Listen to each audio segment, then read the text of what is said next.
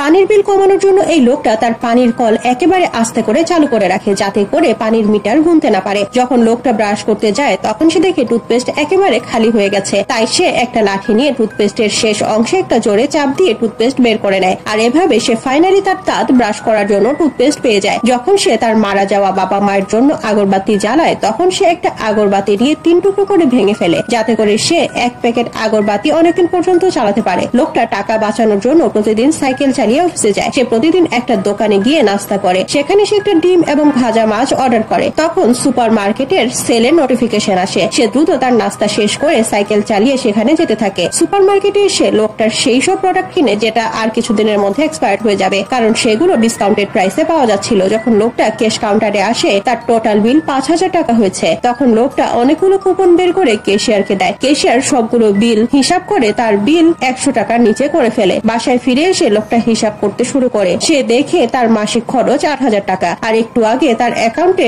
Salary ঢুকেছে। সে এত কিপটামি করে যে তার সারা জীবনে 80 লক্ষ টাকা সে জমিয়ে ফেলেছে।